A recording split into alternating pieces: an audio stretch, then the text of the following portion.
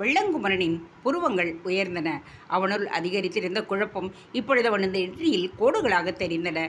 எதற்காக தனது அந்தரங்க காதல் விவகாரத்தை தன்னிடம் கூறுகிறாள் இளவரசி? வெள்ளங்குமரரே, நான் தாய் இல்லாத தங்கள் பெண் நந்திபுரவல்லிக்கு தாயாக மாற ஆசைப்படுகிறேன். அவளது விவாக நேரம் நெருங்கிக் கொண்டு இருக்கையில் அவளை தாரை வார்த்து தர தங்களுக்கு ஒரு மனையாள் தேவையில் அல்லவா? என்னை அந்த மனையாளாக தாங்கள் ஏன் ஏற்றுக்கொள்ளக்கூடாது? நான் தங்களிடம் எனது மனதை பறிகொடுத்து விட்டேன். உமது தோழர் ராஜாதித்யனிடம் சொல்லி என்னை தங்கள் மனையாளாக ஏற்றுக்கொள்ள வேண்டும். அனுபமா தெளிவான குரலில் கூற, வெள்ளங்குமரன் அவளையே வாய்ப்பிழந்து பார்த்து கொண்டிருந்தான். அவன் தன்னை சமாளித்து கொண்டு பதில் கூற அவகாசம் எடுத்துக்கொள்ளட்டும் என்று நினைத்த அனுபமா நீண்ட அமைதியை கடைபிடித்தாள். வெள்ளங்குமரன் தன்னை சுதாரித்து கொண்டான்.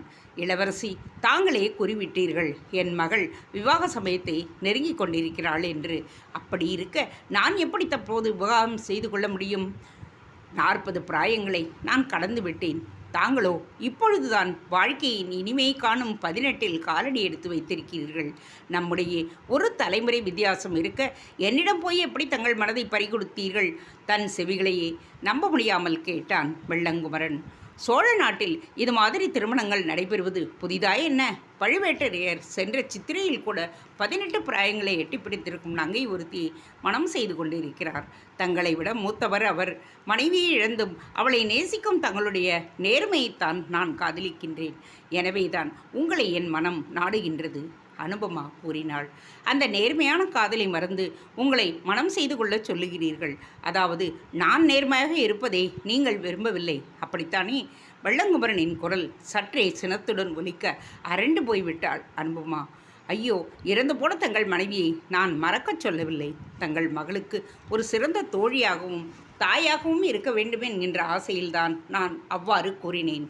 தயை கூர்ந்து என் காதலை ஏற்றுக்கொள்ளுங்கள். தங்களது மாளிகையில் நான் இன்பமாக வாழ்வேன் என்று என்னுடைய உள்ளம் சொல்லுகின்றது. வீரம் மட்டும் ஒரு ஆண்மகனுக்கு அழகல்ல. வீரத்துடன் தயை குணமும் சேரும் பொழுது ஒரு ஆண் கம்பீரமாக காட்சியளிக்கிறான். நீர் ஒரு முழுமை பெற்ற ஆண்மகனாக என் உள்ளத்தில் வியாபித்துள்ளீர். என் காதலை ஏற்றுக்கொள்ளுங்கள். சற்றே கண்கள் கலங்க அவனை நோக்கி இறைஞ்சினாள். தனது குரல் சினத்துடன் ஒலித்ததால் இளவரசி அரண்டு போய் கண்கலங்குவதை கண்ட வெள்ளங்குமரன் தன்னையே நொந்து கொண்டான். அனுபமா போன்ற நல்ல உள்ளம் படைத்த பெண்ணை எந்த ஆண்மகனால் தான் ஏற்க முடியாது என்று கூற முடியும்? இவன் மனைவி இறந்தவுடன் வேறு ஒரு பெண்ணை இதுநாள் வரை அவன் நினைக்காமல் இருந்தது உண்மைதான். ஆனால் சோழன் மகளை தன்னை காதலிப்பதாக கூறியவுடன் அவன் மனதில் இனம் புரியாத ஒரு ஆனந்தம் ஏற்படுவதையும் உணர்ந்தான். ஒரு திங்களுக்கு முன்பாக அனுபமா இதை கூறியிருந்தால் உடனேயே தன் சம்மதத்தை தந்திருப்பான். நண்பன் ராஜாத்தினின் மைத்துனாக திகழ இவனுக்கு மட்டும் விருப்பமில்லையா என்ன? ஆனால் இப்பொழுதோ காலம் கடந்து விட்டது. இனிமேல் அவளுடைய காதலை ஏற்றால் அது அனர்த்தமாகிவிடும். இளவரசிக்கு எப்படி இதை புரிய வைப்பது? அனுபமா இளவரசி என்று தன்னை அழைக்காமல் தன் பெயரை சொல்லி அழைப்பதை கேட்டதும் அனுபமாவுக்கு உற்சாகம் பற்றி கொண்டது. ஆக அவனுக்கும் இதில் விருப்பமே. தன்னையும் மறந்து அவனை நோக்கி 2 அடி எடுத்து வைத்தாள். அனுபமா, அப்படியே நில்லுங்கள். தாங்கள் என்னிடம் மனதை பறிகொடுத்து விட்டீர்கள் என்கிறீர்கள். என் மனைவியிடம்தான் நான் என் மனதை கொடுத்து வைத்திருந்தேன். மீண்டும் அதனை வாங்கிக் கொள்ளவே இல்லை. அவளே அதை எடுத்து சென்று விட்டாள். ஆக நான் தற்பொழுது மனம் இல்லாதவள்தான். இருப்பினும் ஒன்று மட்டும் சொல்லுகின்றேன். அழகிலும் பண்பிலும் சிறந்தவர் அனுபமா என்று சோழ நாட்டை பற்றி பேச்சு வருகின்றது. பொதுவாக அரசியல் காரணங்களுக்காகவே இளவரசிகளை மணமுடிக்க விரும்புவார்கள் அரசர்கள். ஆனால் தங்களை மணமுடிக்க விரும்புபவர்கள் தங்கள் குலநலனை கண்டே உங்களை தேடி வருவார்கள். தாங்கள் என்னை விரும்புகின்றீர்கள் என்றவுடன் பாலைவனமாக இருந்த மனதில் திடீரென்று வசந்தம் வீசுவதை உணர்கின்றேன். இறந்து போன மனைவியை பற்றிய எண்ணங்களை எல்லாம் உதறிவிட்டு தங்களை கைப்பிடிக்க வேண்டும் என்கின்ற ஆவல் என்னை உந்தி தள்ளுகின்றது. ஆனால் காலம் கடந்து விட்டது அனுபமா. நாம் இருவரும் வாழ்க்கையில் இணைய முடியாது. வெள்ளங்குமரன் உறுதியுடன் கூற ஸ்தம்பித்து போய் நின்றாள் அனுபமா. காரணம் என்ன என்பதை நான் தெரிந்து கொள்ளலாமா? அவள் குரல் தழுதழுத்தது. இப்போதைக்கு நான் எதையும் கூற முடியாது அனுபமா. கால ரதம் வேகமாக ஓடிக்கொண்டிருக்கிறது. அதில் பிணைக்கப்பட்ட புறவியாக நானும் ஓடிக்கொண்டே இருக்கின்றேன். நான் ஒரு கர்ம வீரன், அவ்வளவே. நாம் ஏன் இப்படி என்பதற்கான காரணம் நிச்சயம் உனக்கு தெரிய வரும். அப்பொழுது நான் கூறியதில் உள்ள நியாயத்தை நீயே உணர்வாய். உன்னால் உனது தந்தை பெருமை கொள்வார் என்பதில் சற்றும் சந்தேகமில்லை. பூதி விக்கிரமன் பெரும் பாக்கியசாலியாக திகழப் போகிறான் என்பது மட்டும் தெரிகின்றது. இதோடு நாம் இந்த உரையாடலை முடித்து கொள்ளுவோம். மனதில் சற்றும் வருத்தமில்லாமல் எதிர்கால சோழத்தை உனது திருமணத்தின் மூலம் பலப்படுத்தப் போகின்றாய் என்கின்ற வீர உணர்வுடன் பழையாறைக்கு புறப்படு அனுபமா என்றவன் ஒரு கணம் அவளை அன்புடன் நோக்கினான். அந்த பார்வையில் தன்னால் அவளை அடைய முடியாது என்கின்ற வருத்தத்தையும் அவள் மீதுள்ள அன்பையும் ஒரே சமயத்தில் வெளிப்படுத்தினான் வெள்ளங்குமரன். அடுத்த கணம் விருட்டென்று திரும்பி ரதத்தின் அருகில் சென்று அவளை பணிவுடன் பார்த்தான். புறப்படுவோமா இளவரசி? இளவரசி என்று தன்னை அழைத்து அந்த பேச்சிற்கு ஒரு முற்றுப்புள்ளியை வைத்து விட்டான் வெள்ளங்குமரன் என்பதை புரிந்து கொண்டாள் அனுபமா. இவர்களின் காதலினால் எத்தனையோ அனர்த்தங்கள் நிகழும் என்று எச்சரிக்கின்றானே வெள்ளங்குமரன். சற்று முன் ஆண்மகன் குதிரையை போன்றவன் என்று கூறிய வீரமாதேவியை போன்றே இவனும் தன்னை குதிரையுடன் ஒப்பிடுகின்றானே. தனக்குள் எண்ணிக்கொண்டாள் அனுபமா. தங்களுக்குள் நடந்த உரையாடலை மறந்துவிட்டவனாக தொடர்ந்து தேரை செலுத்துவதிலேயே கவனமாக இருந்தான் வெள்ளங்குமரன். இவர்கள் பழையாறை கோவிலை நெருங்கிய பொழுது ராஜாதித்யன் எதிரே வந்தான். குமரா, வீரமாதேவிக்கு என் தந்தை காத்திருக்கிறார். எங்கே அவள்? கம்மிய குரலில் அனுபமா பதில் தந்தாள். அண்ணா, வீரமாதேவி என்னிடம் தன் முடிவினை சொல்லி அனுப்பிவிட்டாள். அவளுக்கு பழுவேட்டரையின் மகன் அமுதவாணனை மணக்க விருப்பமில்லையாம்.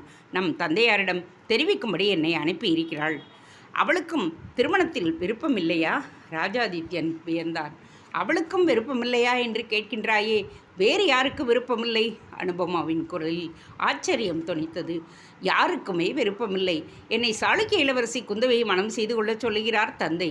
எனக்கு அதில் விருப்பமில்லை. தம்பி கண்டராதித்யனை முனைப்பாடி இளவரசி வீரநாராயணியை திருமணம் செய்து சொல்லுகின்றார். அதில் கண்டராதித்யனுக்கு விருப்பமில்லை. வீரமாதேவியை பழுவேட்டரே மகன் அமுதவாணனை மணந்து கொள்ளச் சொல்லுகிறார் தந்தை. நீ கூறுவதை பார்த்தால் அவளுக்கு அதில் விருப்பமில்லை என்று தெரிகிறது. இதில் ஒரே ஒரு திருமணம் மட்டும்தான் விருப்பத்துடன் நடைபெறப் போகின்றது என்று நினைக்கிறேன். ராஜாதித்யன் சிரித்தான். யாருடைய திருமணம்? அனுபமா கேட்டாள். உன் திருமணம்தான். உன்னை கொடும்பாளூர் இளவரசன் பூதி விக்கிரமனுக்கு மனம் செய்து கொடுக்கப் போவதாக தந்தை கூறுகிறார். உனக்கு அதில் விருப்பம்தானே? ராஜாதித்யன் தன் தங்கையின் முகத்தை கூர்ந்து நோக்கினான். அனுபமா வெள்ளங்குமரனின் பக்கமாக திரும்பி பார்க்க அவன் முகத்தை வேறு பக்கமாக திருப்பிக் கொண்டான். என் திருமணமும் விருப்பம் இல்லாமல் தான் நடக்கப் போகின்றது அண்ணா. சொல்ல துடித்த தன் நாவினை சிரமத்துடன் அடக்கிக் கொண்டாள் அனுபமா. என் விருப்பத்தை யார் கேட்கப் போகிறார்கள்? அரசியல் சொக்கட்டானில் நாம் எல்லாம் பகடைக்காய்கள். எந்த காய் ஜோடி சேரப் போகின்றது, எந்த காய் வெட்டுப்படப் போகின்றது என்பதை காலரதம்தான் நிர்ணயிக்கப் போகின்றது என்கின்ற போது என் விருப்பத்தையோ கருத்தையோ சொல்வதால் பெரிதாக என்ன நிகழ்ந்துவிடப் போகிறது? துக்கம் தொண்டையை அடைக்க அனுபமா அங்கிருந்து நகர்ந்து விட்டாள். ராஜாதித்யன் வியப்புடனும் வெள்ளங்குமரன் வருத்தத்துடனும் கோவிலை நோக்கி செல்லும் அனுபமாவையை பார்த்து கொண்டிருந்தனர். அனுபமா சற்றே நின்று, உன் ராஜாத்தியனிடம் அவனுக்கு ஏன் இந்த திருமணத்தில் விருப்பமில்லை என்கின்ற காரணத்தை கேள். அவன் காரணம்தான் நான் உன்னை ஏற்றுக்கொள்ளாததற்கும் காரணம். மனதிற்குள் புலம்பிக் கொண்டிருந்தான் வெள்ளங்குமரன். முல்லை முள்ளால், வைரத்தை வைரத்தால். குந்தள மன்னர் இந்திரனின் ரதம் அமைச்சர் லோகபாலரின் மாளிகையின் முன்பாக நின்று, மன்னர் இந்திரர் வாழ்க, இளவரசர் அமோகவர்ஷர் வாழ்க என்னும் கோஷங்கள் விண்ணை அதிர வைக்க ரதத்திலிருந்து இந்திரனும் அமோகவர்ஷனும் இறங்கினர். அமோகர் லோகபாலக அமைச்சர் தன் குடும்பத்தினரை மன்னருடன் வரவேற்க பண்டிதர்கள் பூர்ண கும்பத்துடன் ஜெய விஜயி பவ என்று கோஷம் எழுப்ப இருவரின் மீதும் மலர் மாறி பொழிந்தது. மன்னா, என் அன்பு மகள் தாராதேவி என்ற மகனை வாழ்த்தி பெயரிட எழுந்தருளியிருக்கும் தங்களுக்கு என் நன்றியை எப்படி தெரிவிப்பேன்? லோகபாலர் தழுதழுக்க கூற இந்திரன் அவரை நோக்கி முறிவுறுத்தபடியே அமோகன் பின்தொடர மாளிகைக்குள் நுழைந்தான். மங்கள வாத்தியங்கள் முழங்க மன்னன் மாளிகையின் மைய கூடத்திற்குள் சென்று அமர்ந்ததும் லோகபாலரின் மனைவி தொட்டிலில் கிடந்த குழந்தையை எடுத்து வந்து இந்திரனிடம் நீட்டினாள். குழந்தையை வாங்கி உச்சி முகர்ந்த மன்னன் ஜாடையாக அருகில் இருந்த அமோகவர்ஷனை நோக்கினார். குழந்தையை வாழ்த்து என்று சிசுவை அவனிடம் நீட்டினார். முன்பின் பிறந்த குழந்தையை சுமந்திராத அமோகவர்ஷன் பதற்றத்துடன் தந்தையை பார்த்தான். குழந்தையை எப்படி பிடிப்பது என்று கூட அவனுக்கு தெரியாதே. தந்தையே, நீங்கள் வாழ்த்தினால் போதுமே, நான் வேறு எதற்கு? பிறந்த குழந்தையை எப்படி பிடிப்பது என்று எனக்கு தெரியாது. தந்தையின் காதில் மெதுவாக கிசுகிசுத்தான் அமோகன். மன்னனின் பொறுப்பு செங்கோல் ஏந்துவது என்று மட்டும்தான் என்று நினைத்தாயா? அரசன் பிறந்த குழந்தையை சுமந்தால் அந்த குழந்தை அதிர்ஷ்டத்துடன் வாழும் என்று நம் நாட்டு மக்களிடையே ஒரு நம்பிக்கை. நாளை நீ மன்னனாக பதவியேற்றால் அன்றாடம் இப்படி குழந்தைகளை ஏந்த வேண்டியிருக்கும். இப்பொழுதே அதற்கு பழகிக்கொள். அமோகனிடம் மெல்லிய குரலில் கூறியவர் குழந்தையை அவனது இரு கரங்களிலும் வைத்தார். போர் தளவாடங்களை எளிதாக சுமக்கும் அமோகன் சிறு மலர் குவியலைப் போன்ற அந்த சிசுவை ஏந்துவதற்குள் திணறித்தான் போனான். பட்டு துணியில் அன்று அலர்ந்த தாமரை பூவை போன்று திகழ்ந்த அந்த குழந்தையை வியப்புடன் பார்த்தான். ஆண் குழந்தையா பெண் குழந்தையா? அமைச்சரை பார்த்து அமோகன் கேட்க, இளவரசே, குந்தள நாட்டு சேனைக்கு ஒரு ஆண் சிங்கத்தை தான் ஈன்றிருக்கிறாள் என் மகள் என்று சிரித்தபடியே பெருமையுடன் கூறினார் லோகபாலர். ஆண் குழந்தையா? பலே! மன்னர் கூற லோகபாலரின் மகள் தாராதேவி புன்னகைத்தாள். என்ன நட்சத்திரத்தில் பிறந்திருக்கிறான் உன் பெயரன்? மன்னன் கேட்டார். அபபரணி, அமைச்சர் பதிலளித்தார். குழந்தையின் முகத்தை நோக்கிய அமோகன் சற்றே வியந்து போனான். அந்த குழந்தையின் முகம் அவனுக்கு பரிச்சயமானதாக தோன்றியது. குழந்தையின் முகத்தில் தனக்கு தெரிந்த ஒருவரின் சாயை இருப்பதாக அவனுக்கு தோன்றியது. ஒருவேளை அமைச்சர் லோகபாலரின் சாயை அந்த குழந்தை கொண்டிருக்கிறதா? தன்னையும் அறியாமல் முகத்தை உயர்த்தி லோகபாலரை நோக்கினான். அவன், இல்லை, குழந்தை லோகபாலரைப் போலவோ அல்லது அவரது மனைவியைப் போலவோ காணப்படவில்லை. தாராதேவி மற்றும் அவளது கணவனின் முகத்தையும் குழந்தையின் முகத்தையோடு ஒப்பிட்டு பார்த்தான்.